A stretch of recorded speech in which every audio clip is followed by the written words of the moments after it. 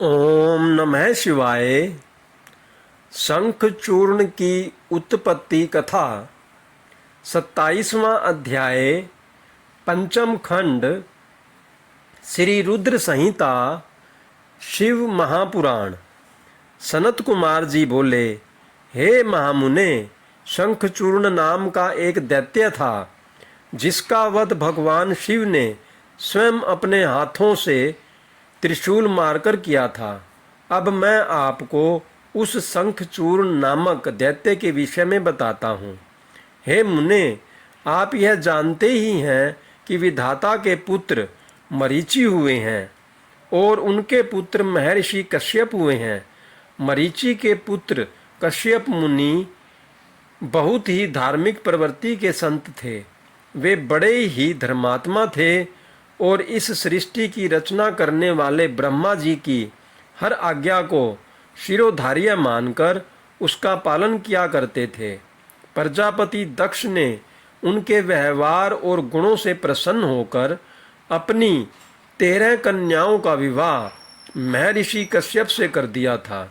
इन्हीं की संतानों से यह पूरा संसार भर गया।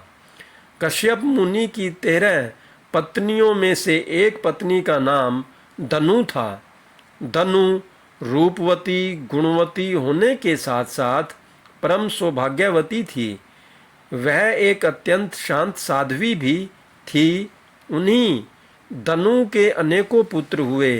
उनका विप्रचित नाम का एक पुत्र बहुत ही बलशाली और पराक्रमी था।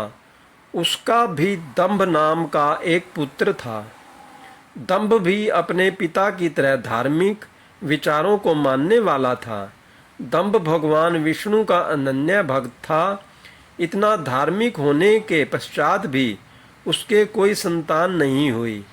तब वह बड़ा निराश हो गया और उसने शुक्राचार्य को अपना गुरु बनाया।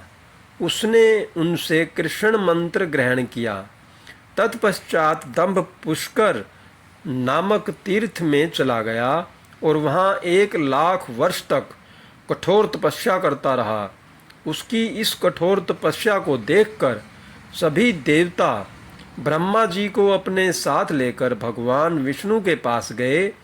भगवान विष्णु के पास पहुंचकर सभी देवताओं ने उन्हें आदरपूर्वक प्रणाम किया और दंभ के भीषण तप के बारे में भी बताया। तब सारी बातें जानकर भगवान श्री हरि बोले, हे देवताओं, मैं जानता हूँ कि दंभ मेरा अनन्य भक्त है।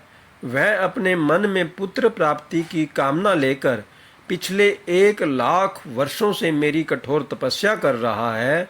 मैं अवश्य ही अपने प्रिय भक्त दंभ की इच्छा पूर्ति करूँगा। आप निश्चिंत होकर अपने स्थान पर चले जाइए। भगवान श्री हरि के इन वचनों को सुनकर ब्रह्मा जी और देवराज इंद्र तथा सभी देवता उन्हें प्रणाम करके अपने अपने लोकों को चले गए। तब भगवान विष्णु भी अपने भक्त दंभ को उसकी तपस्या का फल देने के लिए पुष्कर गए।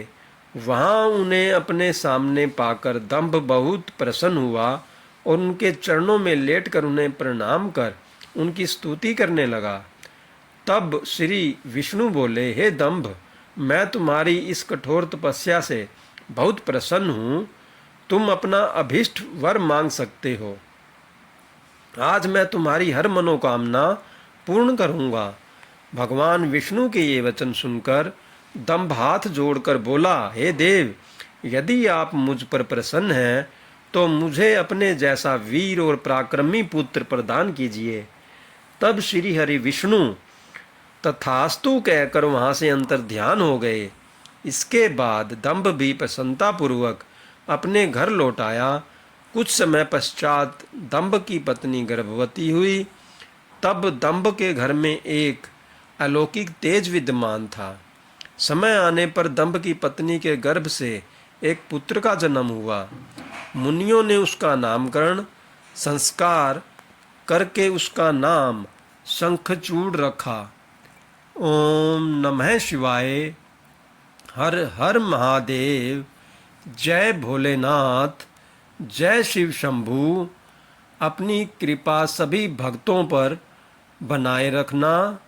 जय